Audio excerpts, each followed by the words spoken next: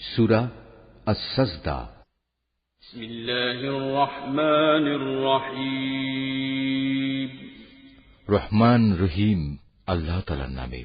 আলিফ লাম মিম। সৃষ্টিকুলের মালিক আল্লাহ তাআলার কাছ থেকেই এ কিতাবের অবতরণ, এতে বিন্দুমাত্র সন্দেহ নেই। তারা কি একথা বলতে চায় এ কিতাবটা সে ব্যক্তি রচনা করে নিয়েছে? না, বরং এ হচ্ছে তোমার মালিকের কাছ থেকে নাজিল করা একটি সত্য কিতাব।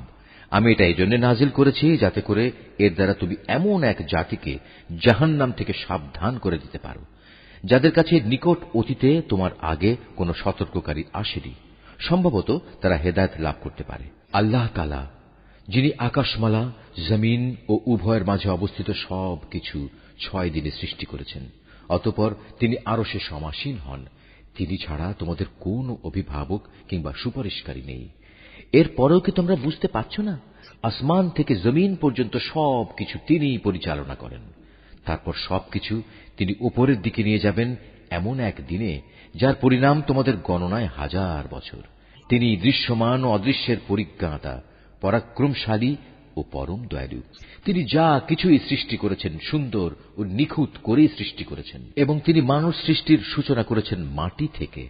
অতঃপর তিনি তার বংশধরদের তুচ্ছ তরল একটি পদার্থের নির্যাস থেকে বানিয়েছেন। পরে তিনি তাকে ঠিকঠাক করলেন এবং তার মধ্যে তিনি তার নিজের কাছ থেকে রূহ ফুঁকে দিলেন, এবং তোমাদের জন্য তাতে কান, চোখ ও অন্তঃকরণ দান করলেন। তোমাদের খুব কম লোকই কৃতজ্ঞতা আদায় করে। আল্লাহ তাআলাকে যারা অস্বীকার করে তারা বলে, আমরা মৃত্যুর পর যখন মাটিতে মিশে যাব তারপরেও আমাদের আবার নতুন করে পয়দা করা হবে। মূলত এরা তাদের মালিকের সাথে সাক্ষাৎকারের বিষয়টিকেই অস্বীকার করে। হে নবী, তুমি এদের বলো, জীবন হরণের ফেরেশতা যাকে তোমাদের মৃত্যুর ব্যাপারে দায়িত্ব দেয়া হয়েছে অচিরেই তোমাদের জান কবজ করে নেবে। অতঃপর তোমাদের সবাইকে মালিকের দরবারে ফিরিয়ে নেওয়া হবে। হে নবী, যদি তুমি সে দৃশ্য দেখতে যখন অপরাধীরা নিজেদের মালিকের সামনে মাথা নিচু করে দাঁড়িয়ে থাকবে এবং বলতে থাকবে, হে আমাদের মালিক, আমরা তো আজ সব কিছুই দেখলাম এবং তোমার সিদ্ধান্তের কথাও শুনলাম, অতএব তুমি আমাদের আর একবার দুনিয়ায় পাঠিয়ে দাও। আমরা ভালো কাজ করব, এখন আমাদের পূর্ণ বিশ্বাস অর্জিত হয়েছে। আল্লাহ তাআলা বলবেন, আমি চাইলে প্রত্যেক ব্যক্তিকে হেদায়েত দিয়ে দিতাম, কিন্তু আমার পক্ষ থেকে সে ঘোষণা আজ সত্য প্রমাণিত হল। আমি মানুষ ও জিনদের মধ্যে থেকে এদের সবাইকে দিয়ে জাহান্নাম পূর্ণ করব। অতঃপর ওদের বলা হবে, যাও, তোমরা জাহান্নামের শাস্তি আস্বাদন করো। যেভাবে তোমরা আজকের এ সাক্ষাৎকারের কথা ভুলে গিয়েছিলে, আমিও তেমনি আজ তোমাদের ভুলে গেলাম। যাও, নিজেদের কৃতকর্মের প্রতিফল হিসেবে জাহান্নামের চিরস্থায়ী শাস্তি ভোগ করো। আমার আয়াতসমূহের উপর তারাই ঈমান আনে। যখন তাদের আয়াত দ্বারা উপদেশ দেয়া হয় তখন তারা সাথে সাথেই সাজদাবনত হয়ে পড়ে। উপরন্তু তারা তাদের মালিকের সপ্রশংস পবিত্রতা ঘোষণা করে এবং নিজেরা অহংকার করে না। তাদের পার্শ্বদেশ রাতের বেলায় বিছানা থেকে আলাদা থাকে। তারা নিশুতি রাতে আযাবের ভয়ে এবং জান্নাতের আশায় তাদের মালিককে ডাকে। তদুপরি আমি তাদের যা কিছু দান করেছি তারা তা থেকে আমার পথে ব্যয় করে। কেউ জানে না কি ধরনের নয়ন প্রীতিকর বিনিময় তাদের জন্য লুকিয়ে রাখা হয়েছে। মূলত তা হবে তাদের কাজের যথার্থ পুরস্কার। যে ব্যক্তি মোমেন সে নাফরমান ব্যক্তির মতো হয়ে যাবে? না, এরা কখনো এক সমান হতে পারে না। অতএব যারা ঈমান এনেছে এবং নেক আমল করেছে তাদের জন্য সুরম্য জান্নাতে বাসস্থান হবে। এই মেহমানদারি হবে তাদের নেক কাজের পুরস্কার যা তারা করে এসেছে। যারা আল্লাহ তাআলার নাফরমানি করবে তাদের বাসস্থান হবে জাহান্নামের আগুন। যখনই তারা সেখান থেকে বেরিয়ে আসতে চেষ্টা করবে তখনই তাদের ধাক্কা দিয়ে তার ভিতরে ঠেলে দেয়া হবে এবং তাদের বলা হবে, যাও, আগুনের আযাব ভোগ করে নাও।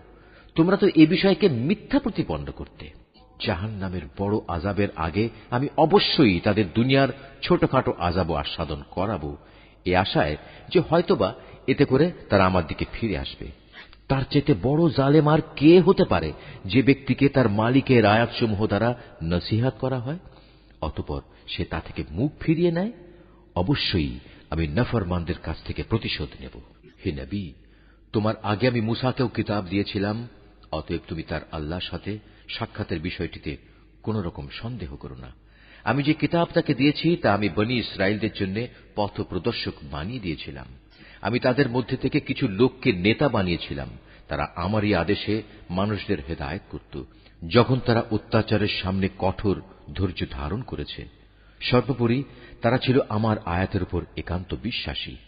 অবশ্যই হে নবী, তোমার মালিক কিয়ামতের দিন সে সব কিছুর ফয়সালা করে দেবেন যেসব বিষয়ে তারা দুনিয়ায় মতবিরোধ করে বেড়াত। হে নবী, তোমার জাতির লোকেরা কি এ থেকে হেদায়েত পায়নি যে আমি তাদের আগে কত জাতিকে ধ্বংস করে দিয়েছি, যাদের বাসস্থানসমূহের মাঝ দিয়েই তারা সব সময় চলাফেরা করে? অবশ্যই এতে তাদের আল্লাহ তাআলাকে জানা ও চেনার জন্য অনেকগুলো নিদর্শন রয়েছে। এরপরেও কি এরা শুনবে না?